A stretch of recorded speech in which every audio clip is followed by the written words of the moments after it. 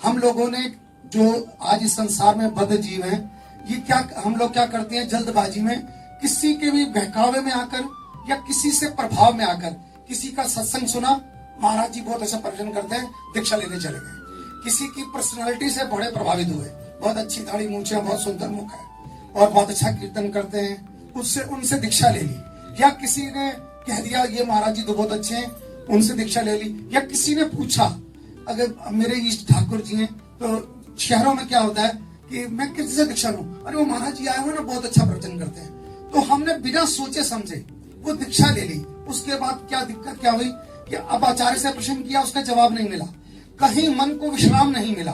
तो उनका ये प्रश्न है कि महाराज जी आप हमें ये मार्गदर्शन दें कि जब हम दीक्षा लेना चाहें तो हमें किन बातों का ध्यान रखना चाहिए, किन आचार्य से हमें दीक्षा लेनी चाहिए।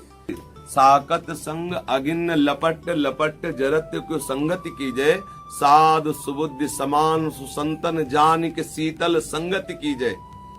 एक जो प्रकृति विरुद्ध, जो संसार में आसक्त चित्त वाले जीव है, एक जो काचे प्रकृति विरुद्ध करे तो का कीजिए, आगे के दाचे गए भज पानी में आग लगे तो का कीजिए। जो आप प्रश्न कर रहे हो वो यही प्रसंग का है कि साकट संग अगिन लपट लपट जरत को संगति कीजिए। ये जो भगवत विमुख, देखो एक होता है कंठी बंधवा लेना और कान फुकवा लेना, ये एक बाहरी दीक्षा संस्कार हो गया, और एक होता है प्रभु के सम्मुख होकर के चलना। जैसे हम दीक्षा ली और संपूर्ण चित्तवृत्ति प्रभु को अर्पित करके चल रहे हैं। जिन्होंने केवल दीक्षा ली और प्रभु के मार्ग में चल नहीं रहे, वो भगवत विमुखी हैं, उन्हें भगवत सम्मुख नहीं कहा जा सकता, क्योंकि वो भगवत सम्मुखता स्वीकार न करके संसार की सम्मुखता स्वीकार किए हुए। अतः जो अन्य भाव वाले हैं, अपने कामनाओं के लिए किसी अन्य देवी देवता अन्य भाव वाले हैं, और भगवत विमुख जन, इनका संग आग की लपट के समान है। साकट संग अगिन लपट लपट जरत क्यों संगति की जाए, प्रश्न कर रहे हैं। वैसे तो तुम खुद आग में जल रहे हो, काम क्रोध लोभ मोह मत्सर की। अब इससे छूटने के लिए तुम्हें चाहिए साधु संग, तो तुम उन्हीं का संग कर रहे हो जो खुद काम क्रोध लोभ से जल रहे हैं। क्यों जल रहे हो? तो बोले क्या करें फिर हम? बोले साधु सुबुद्धि समान सुसंतन जान की शीतल संगत की जाए। साधु की संगति करो। साधु का क्या स्वभाव है, बहुत बार सत्संग में वर्णन किया गया है, संतों के लक्षणों का बहुत बार वर्णन किया गया है। साधु से कभी किसी की हानि नहीं हो सकती, साधु ते होए न कारज हानि। साधु का दर्शन, साधु का स्पर्श, साधु का संभाषण, साधु की हर चेष्टा तुम्हारा परम कल्याण कर देगी। साधु सुबुद्धि, सुबुद्धि वही है जो प्रियालाल के सदैव चिंतन में, प्रियालाल के नाम जप में, प्रियालाल के लीला गायन में उत्साहित होकर लगती। अभी हमारी बुद्धि संसार के चिंतन में लगती, भोगों का चिंतन करती है। बोले ऐसे संतों का संग करो जो साधु स्वभाव वाले हैं। अभी 4 दिन के अंतर में ही एक पद विनय पत्रिका जी का गाया था कि कबहों का हों यह रहनी रहोंगो, श्री रघुनाथ कृपालु कृपाते साधु स्वभाव गहोंगो। इस पद की व्याख्या हुई थी। साधु स्वभाव क्या है, उस पद में पूरा वर्णन किया गया है। अच्छा, साधु और सुबुद्धि, सुबुद्धि क्या है? जिनके पास बैठने से हमारी बुद्धि प्रियालाल में लगने लगे, जिनके पास बैठने से प्रियालाल प्यारे लगने लगे, जिनके पास बैठने से हमारे गंदे आचरण छूटने लगे, जिनके पास बैठने से लगने लगे कि प्रियालाल मुझे प्राप्त हो जाएंगे, वो है सुबुद्धि साधु का संग। समान, जिनके हृदय में समान भाव है, चाहे वो स्त्री हो, चाहे पुरुष हो, चाहे दुष्ट हो, चाहे महात्मा हो, सबके प्रति बराबर प्यार है, वो साधु है। साधु सुबुद्धि समान सुसंतन जान के शीतल संगत कीजिए, उनकी संगति आपको शीतलता प्रदान करेगी।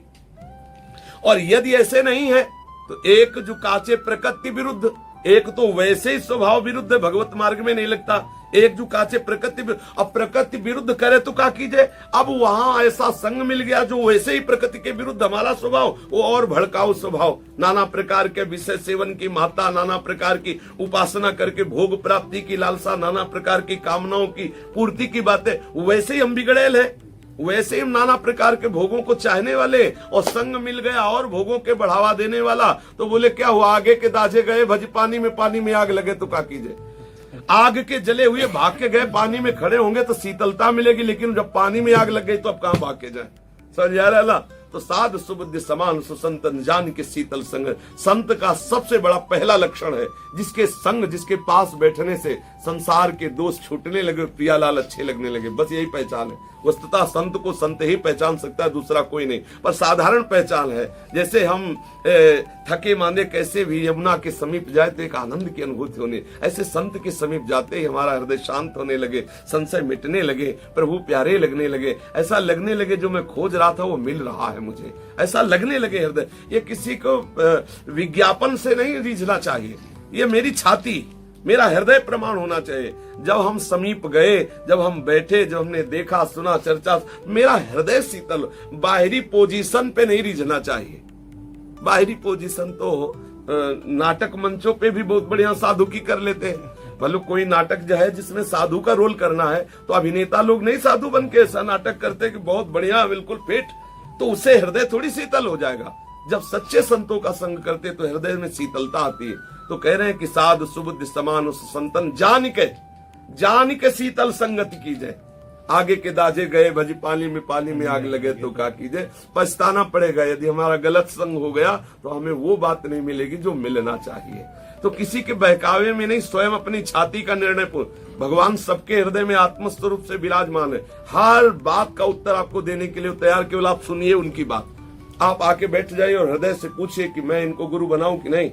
बस प्रश्न डाल दीजिए और आप अंदर ही एकाग्र है ना, वो कब पास होके आता है। जैसे नहीं बोले अब हमने डाल दिया, वो थोड़ी देर में कंप्यूटर फिट करके देगा, अब अंदर से आएगा। और थोड़ी देर बैठने के बाद अंदर से अगर हृदय शीतल हो जाए कि हाँ, तो बस जान लो कि सही का निशान लग गया। और अगर हृदय जल रहा है तो अभी बाहर निकलो, आते जाओ। और जब आपका हृदय शीतल हो जाए, जैसे आपने कहा कोई बात सुनने से हृदय शीतल हो गया, विश्राम हो गया, मतलब हमारी बात ठीक रही। भले हम नहीं जानते, लेकिन यदि वो बात ठीक नहीं तो उपासक को वो जलाएगी बात। जैसे आप कोई प्रश्न करो और मैं बोल दूं तो आप सुन जरूर लोगे, लेकिन आपका हृदय ठंडा नहीं होगा। आपके हृदय में लगेगा कि सही उत्तर तो नहीं है, क्योंकि हमारा हृदय जल रहा है। क्या सही है ये मैं भी नहीं जानता, लेकिन है नहीं सही। और अगर सही होगा तो एकदम ठंडा हो जाएगा, लगेगा हाँ हाँ बिल्कुल बिल्कुल बिल्कुल ऐसा ही है।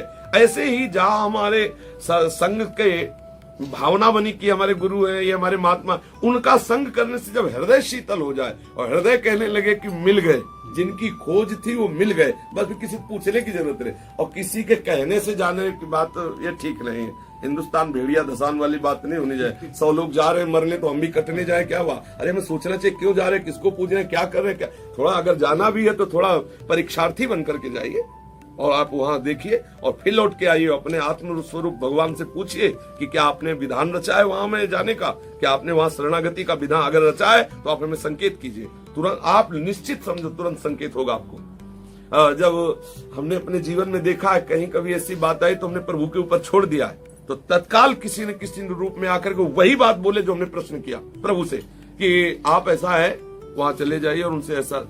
तब लगा कि ये तो मेरा प्रश्न था, ये बाउल कैसे रहे। तब लगा वही जगत गुरु इनके रूप में आके बोल रहा है। या कोई ग्रंथ खुला और वही पॉइंट निकल पड़ा, या कोई आके बोल गया और या अंदर स्फुरित हो गया। आप 3 जगह ना अपनाओ, आपके प्रश्न का उत्तर मिल जाएगा। जगत गुरु से बात डाल दो, अगर कोई भी बात जचानी है तो आपके अंदर आ जाएगा, या कोई ग्रंथ खुल जाएगा, या कोई संत या कोई भी आके आपको बता जाएगा।